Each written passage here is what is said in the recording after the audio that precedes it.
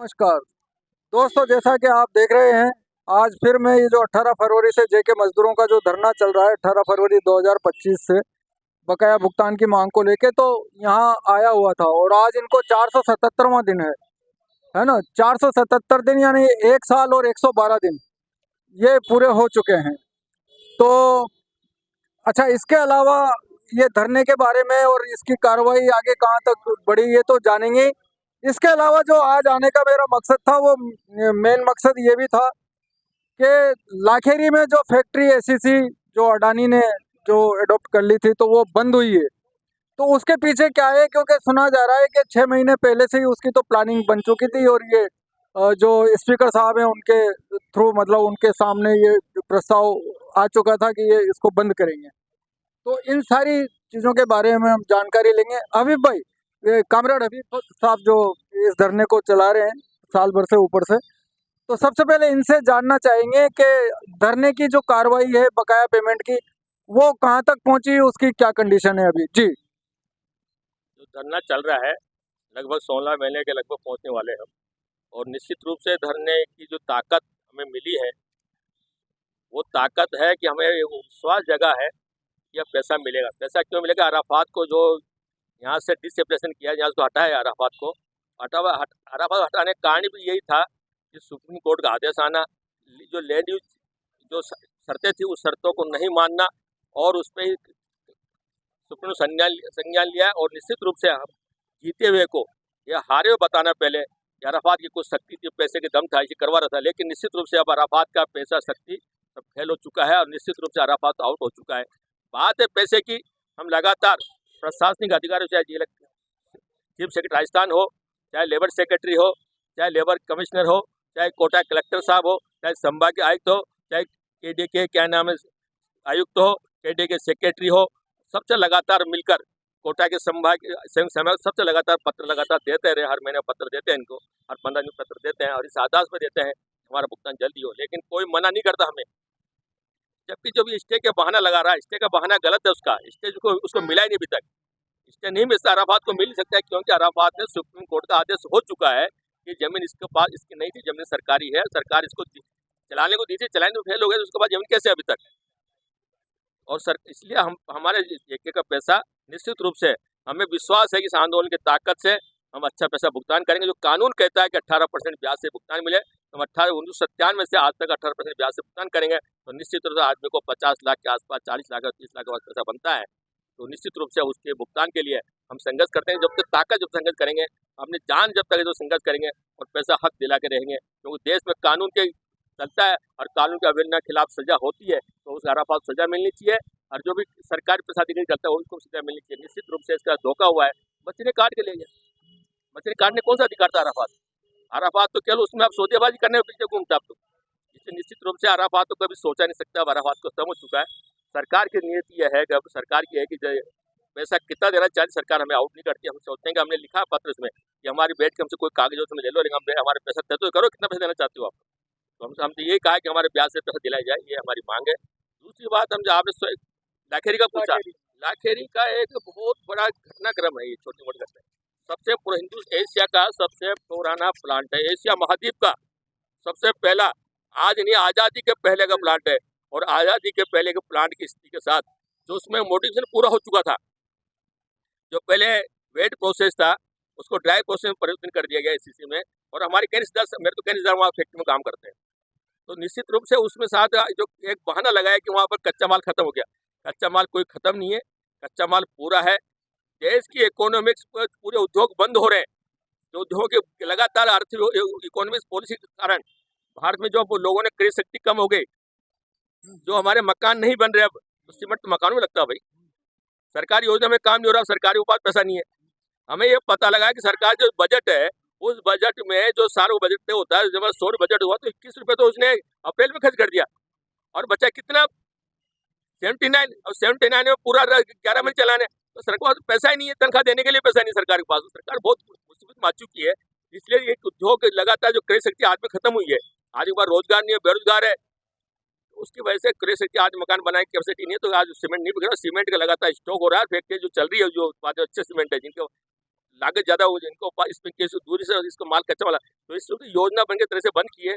और निश्चित जब भी कोई विकास चलेगा, लेकिन अभी मजदूर के साथ धोखा ही है। इसमें ये भी आया कि एक भारतीय मजदूर संघ का जो भूतपूर्व अध्यक्ष है ये बात कह रहा है कि मैं जाके इसके अडानी के सीईओ से जाके मिला, और जब मिलने के बाद वहाँ पर रिपोर्ट आई कि वहाँ पर 6 महीने पहले ही प्लानिंग हो चुकी है, बंद करना है।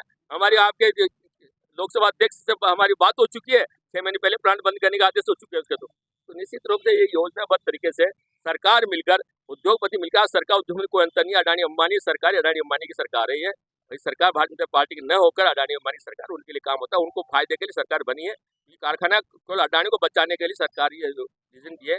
निश्चित रूप से इस आंदोलन के खिलाफ हम भी CITU हमारी ताकत है, उनके खिलाफ हम भी लड़ेंगे। निश्चित तो यदि हमारे हम भी वहाँ जाएंगे, निश्चित तो उनके साथ हम खड़े होंगे, मजदूर के साथ एकता बनाएंगे। दुनिया के मजदूर एक को नारा लगाते हम तो उनके साथ रहेंगे।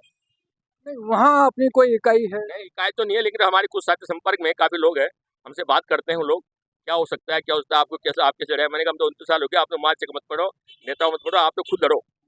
हमने ये कहा चला नहीं, आप तो संघर्ष करोगे, नहीं तो आपका हक भी मिलेगा, पैसा मिलेगा, और कारखाना चालू होगा। कारखाना बंद नहीं है, कारखाना को कच्चे माल की कमी नहीं है, बहाना है कच्चे माल का।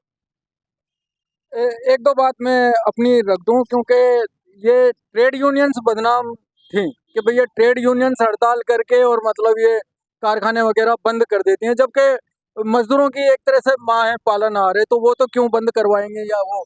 तो ये सब इसके पीछे भी जो अब इससे पहले भी जो फैक्ट्रियां बंद हुई हैं तो सरकार की साजिशों के तहत ही। और भारतीय मजदूर संघ, चूंकि सबको मालूम है कि ये इन्हीं सरकार का ही एक वो संगठन है, तो उसके जब वो कह रहे हैं अध्यक्ष और महामंत्री वगैरह के 6 महीने पहले ही प्लानिंग बन चुकी। और जैसा कि भाई साहब ने बताया कि सरकार की पॉलिसी इस तरह की है कि परचेजिंग पावर लोगों की खत्म हो गई, तो वाकई वो खत्म हो चुकी है, क्योंकि जो नोटबंदी के बाद से लेके और फिर वो जो कोरोना और फिर ये जो लड़ाई वगैरह ये सब को देखते हुए और सरकार की जो पॉलिसी है, तो परचेजिंग पावर खत्म हो गई। और अब खाद का भी संकट आने वाला है मेरे ख्याल से, तो 1-2 महीने बाद जो है ना। खाद का है तो किसानों को खाद मतलब पैदावार खत्म हो गया, पैदा करोगे हमारे देश भूखमरी पे चलेगा। भूखमरी जाने के बाद यह होता है कि आज भूखमरी चला गया तो हमारी इकोनॉमी से और टूटेगी। हम तो हमारे पैसे के डॉलर से हमारे पैसे की वैल्यू खत्म हो जा रही है। यही नहीं, हमारा दुनिया में हमारी इकोनॉमी जो विदेश पॉलिसी है वो खत्म हो गई है। यहाँ विश्व गुरु की बात करते हैं, विश्व गुरु ने विश्व जीरो हो गए, विश्व हम जीरो हो चुके हैं। कल हम अडानी के हम अमेरिका के और इजराइल के दलाल होकर रह गए। ये बहुत बड़ी वो है, जबकि पूरा दुनिया हमारे को हिंदुस्तान को बहुत वो थी, लेकिन दुनिया में हमारी बहुत इज्जत थी, उसमें आज तो हमारा बट्टा लगा है। निश्चित रूप से मोदी जी आने की सरकार बाद में निश्चित रूप से ये देश के लिए, ये जिसको सरकार को भी हटी नहीं, तो यहाँ का देश पूरा और घर को चले जाएगा। अभी बहुत गड्ढे में जा रहा है। निश्चित रूप से इसके लिए भी पूरे देश में संघर्ष हो रहे हैं। निश्चित रूप से आंदोलन के साथ हमारी पार्टी भी है, लेकिन जो हमारे जो मुख्य घटक कांग्रेस, वो कांग्रेस भी हमारी निगाह में सही नहीं।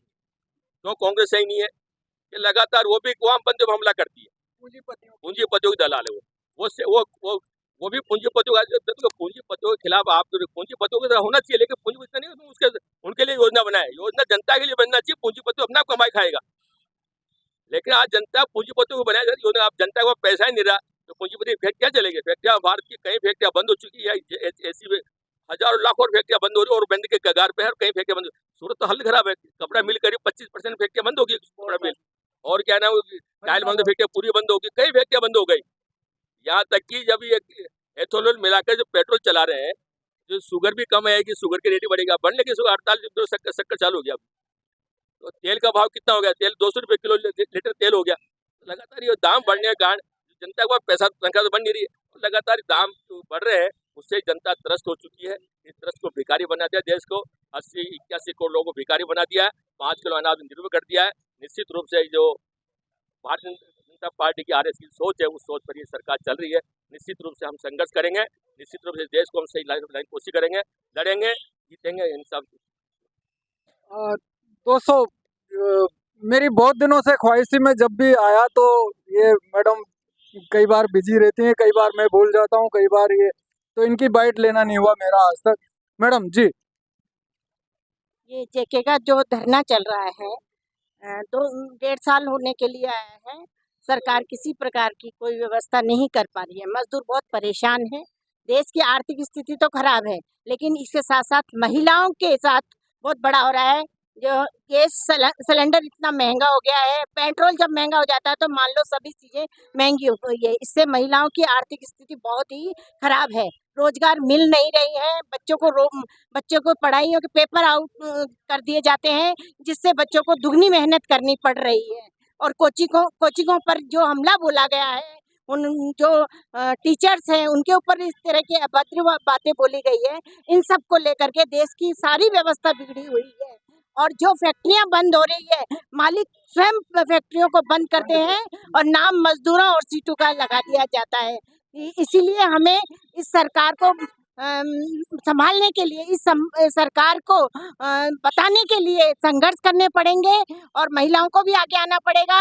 जब जब भी सीटू के साथियों को, मजदूर किसानों को महिलाओं की जरूरत पड़ेगी तो महिला संगठन आगे आता रहेगा और इनकी मदद करता रहेगा। इस धरने में भी महिलाएं ज्यादा ही हैं। हाँ, महिलाएं बराबर संघर्ष कर रही है और बराबर आ रही हैं। आर्थिक स्थिति खराब होने के बावजूद आ रही है। रोज किराया लगा करके आती है, सर्दी गर्मी बरसात हर तरह की परेशानी झेलते हुए आ रही है। तो हमें सरकार से निवेदन कर रहे हैं कि वो जल्दी से जल्दी जेके का फैसला करे, मजदूरों को पैसा दे। मजदूर बहुत परेशान है, 1 महीना सैलरी नहीं मिलती, उसी में क्या हालत हो जाती है। 29 साल केस लड़ते हो गए हैं और अभी धरने पे बैठे हैं। उसके बाद भी ओम बिरला या कोई भी सरकार हमारी सुन नहीं रहा है, किसी भी प्रकार की गतिविधि नहीं है। मिलेगा ये जरूर, अब कंफर्म हो गया है कि पैसा मिलेगा। कब मिलेगा ये इसकी कोई वो नहीं है। हम चाहते हैं जल्दी से जल्दी हमारा पैसा दे। हमारी उम्र भी काफी हो चुकी है।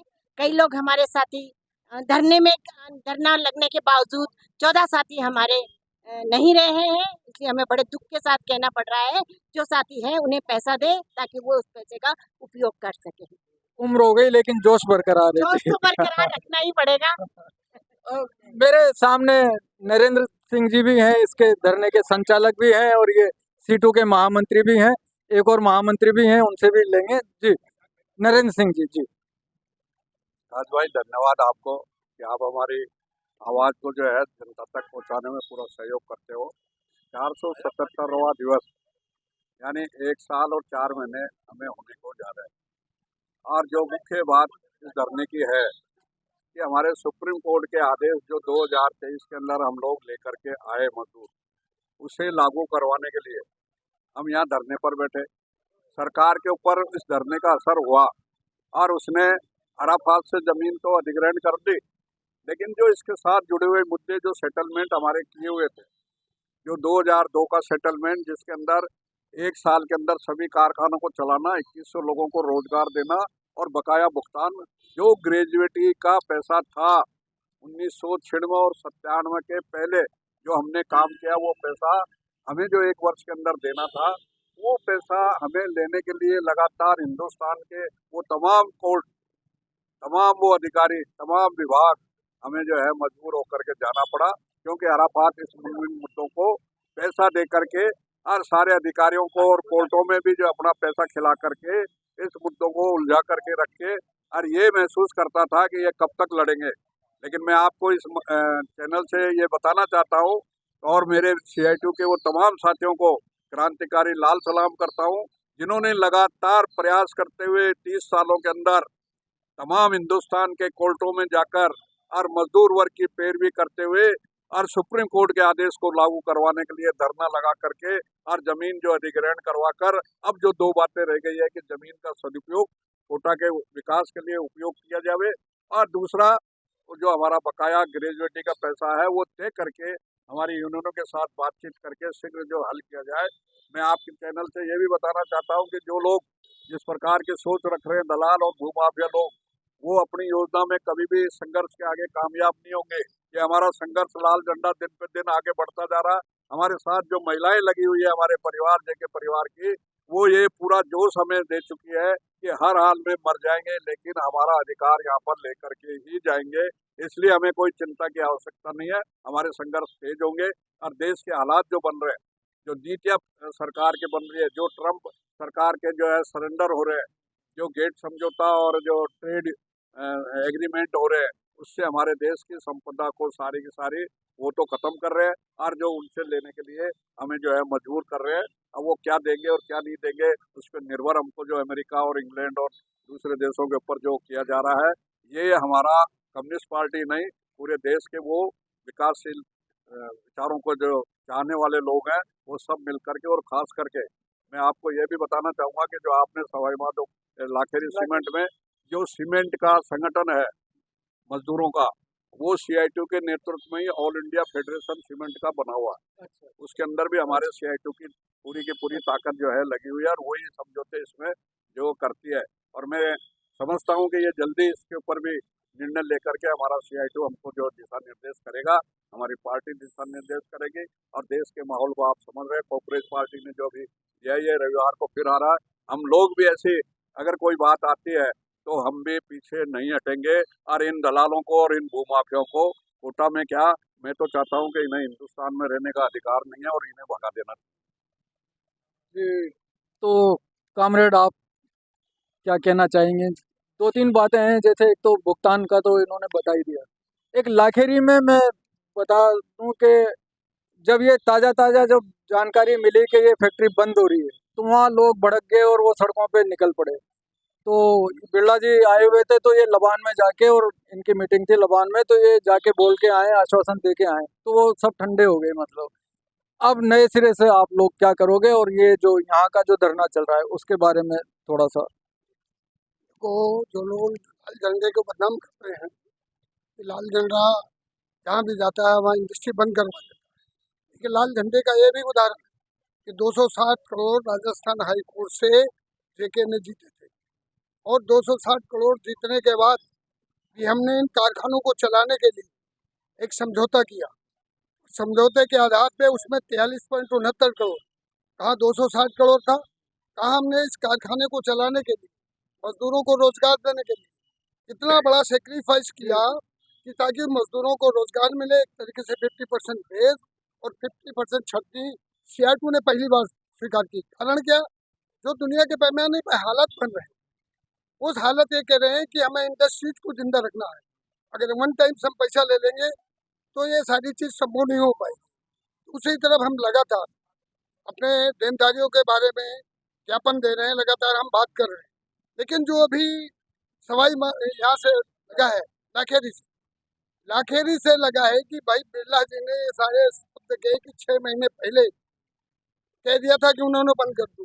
हो सकता है ये हम बिल्कुल 100% करते हैं कि जेके को बंद कराने के पीछे उस समय भाजपा की सरकार थी, और ये कारखाना प्रॉफिटेबल था, ये चलता, लेकिन इन लोगों ने सुनियोजित ढंग से बंद करवाए। आज जो लाखेरी की अपन बात करते हैं, लाखेरी में एक तो मॉडिफिकेशन करके पुराने मशीनें हैं, जो उत्पादन आता है, जो लेटेस्ट मशीनें आई हैं, लेटेस्ट मशीनों के सामने इसकी जो लागत आ रही है, इसकी लागत ज़्यादा आ रही है, इसलिए इसको मजबूरी है कि हमें बंद करना पड़ेगा, या तो फिर लेटेस्ट मशीनें लेकर आओगे। तो अभी एक तो कंज्यूम नहीं हो रहा है, माल बल नहीं बन रहा, सारी चीज़ें हैं, कोई कंज्यूम जब मार्केट में होगा तभी तो माल बनाएंगे। तो उसको एक बहाना मिल गया और बिरला जी का उसमें आगमन हो गया, तो इसका मतलब साफ जाहिर हो गया कि जो है भाजपा पार्टी वो मिली भगत है, पूरी मजदूर किसान विरोधी है। जिसने ये शब्द एक सेकंड में कह दिया, वो ये भी कह सकती थी वहाँ पे संगठन है, आप उससे बात करिए, बात करके उसका कोई हल निकालिए। अगर आपकी लागत ज़्यादा आती है, कुछ भी आती है, उनसे बात करिए, बात करके इसका हल निकाल करके चलाइए। लेकिन ऐसा न करके जो भाजपा का अध्यक्ष वहाँ गया अडानी, वहाँ कह दिया भैया कि साहब हमारी 6 महीने बात हो गई थी। इसलिए आज जो हालत चल रहे हैं, दूसरी तरफ कल फिर देखा है इसराइल ने कल फिर हमला बोल दिया। आज जो हालत बन रही, महंगाई के लगातार जो है बढ़ती चली जा रही। कारण क्या, डीजल पेट्रोल महंगे होंगे, गैस महंगी होगी, तो निश्चित तौर से महंगाई बढ़ेगी। इससे जो है रसोई घर का पूरा औरतों का सिस्टम बिगड़ गया और पूरा देश का सिस्टम बिगड़ रहा है। आज जो लागत आती थी, जो ट्रांसपोर्टेशन आता था, उससे बढ़ा दिया है। तो जैसे जैसे और जो हालात बन रहे हैं देश के पैमाने पे, जल जल जो कल हमने युद्ध के बारे में सुना और देखा, उससे ऐसा बन रहा है कि देश लगता है फिर पूरी तरीके से वो होगा। इस समय हमें बहुत सावधानी से काम लेना है, और लाल झंडे जहाँ भी वो लोग आंदोलन करते हैं, अभी बताया कांग्रेस हिमालय सीमेंट का वो बना हुआ है, अगर ये भी चाहेंगे हमसे सहयोग तो बिल्कुल हम उनको तैयार हैं, हर तरीके से सहयोग दूंगा। और जब तक हमारा पेमेंट नहीं हो जाता, हम लगातार इनको ज्ञापन दे रहे हैं, सब कुछ कर रहे हैं, तब तक धरना जारी रहेगा। क्योंकि ये मिली भगत है। जो अराफात पेट्रोकम से कहीं ना कहीं किसी ने कहा कि लचीला है। जब इसका केडीए ने जमीन अधिकृत कर ली, तो केडीए ने जब जमीन ले ली, 1 साल होने को आ रहा है, तो केडीए को चाहिए कि इस मजदूर को भी कुछ पैसे दे दे। मजदूर को दे करके बातचीत करके लगातार हम दे रहे हैं ज्ञापन कि आप बातचीत स्टार्ट कीजिए, हमारी देनदारियां जो सिस्टम है, हम ज्यादा नहीं मांग रहे। जो सिस्टम है सरकार का, जो सरकार का सिस्टम है कि 18% ब्याज की दर से हमको भुगतान किया जावे, तो वही मांग रहे हैं। इसलिए सरकार अभी एक दूसरे के ऊपर टालम टोल कर रही है। वो जानती है पेमेंट हमको करना है, लेकिन कितना सेव कर सके और वो अपने ना ऊपर लेकर के दूसरे के ऊपर डाल दीजिए। कलेक्टर साहब ने केडीए डाल दिया, केडीए ने कलेक्टर साहब। इसलिए ये जो हालत चल रहे हैं आज के हालत में संघर्ष के अलावा कोई विकल्प नहीं है। इसलिए हमें संघर्ष करना पड़ेगा। संघर्ष ही एकमात्र रास्ता है इस देश का उद्धार करने के लिए, क्योंकि मोदी जी जो है पूरा अमेरिका के सामने कृषि नीति और जो श्रम नीति है उनको गिरवी रख चुके हैं। आज मजदूरों के वेज तो नहीं बढ़ रहे, वेज तो फिर हो गए, लेकिन महंगाई बढ़ रही है। आज जो मजदूरों को जो परमानेंट है 23.कुछ%, उसको वेज में 1.2% गिरावट आ रही है, और जो बिजनेस करते हैं 53%, उसमें 0.5% आ रही है, और जो कैजुअल लेवल है 20%, उसमें जो 1% गिरावट आ रही है। महंगाई इतनी बढ़ रही है और वेज में गिरावट आ रही है, तो खर्चा नहीं चल पाएगा। इसलिए हमारे पास विकल्प कोई नहीं है, आंदोलन का ही विकल्प है। आंदोलन से विकल्प है और आंदोलन से ही रास्ता निकलेगा। और आंदोलन से जब तक ये सरकार नहीं जाएगी, पूरा तंत्र भ्रष्ट है। अभी देखा जो भी कौन सा है जुगल किशोर, जो भी 20 का अध्यक्ष था, जो पहले ऑलरेडी जो है भ्रष्ट था, वो दोबारा उसको अध्यक्ष किसे बनाया? बिहारी लाल कोड़ोरी ने। आज उनकी हालत क्या हो रही है? आज वो भी पकड़ा गया 2.44 करोड़ रुपए लेकर के, 85 लाख रुपए तो उसका भांजा स्वतंत्र रोडमेज में लिए जा रहा था, जिसको रोडमेज में निकाल दिया। जहाँ ऐसा तंत्र पूरा भ्रष्ट हो, तो आंदोलन के अलावा कोई विकल्प नहीं है। आंदोलन ही एकमात्र रास्ता है जो इसको दिखाएगा, और आंदोलन ही करना पड़ेगा। आंदोलन के अलावा कोई चारा नहीं। तो दोस्तों ये क्या है कि चुनाव लड़ने के लिए इनको पैसा चाहिए रहता है, तो ये उसके हिसाब से पूंजी ये बनाते हैं नीतियाँ। वो हबीब भाई थे मेरे सामने, उमाशंकर जी, नरेंद्र सिंह जी, पुष्पा खींची साहिबा। मैडम आप जी जी कम्युनिस्ट पार्टी की ओर से हमारे पापा मम्मी तो खत्म हो चुके हैं, लेकिन हमारा अधिकार, हम तो अनाथ हो गए, तो हमारा अधिकार तो हमारे माँ बाप का दिया जाए ना।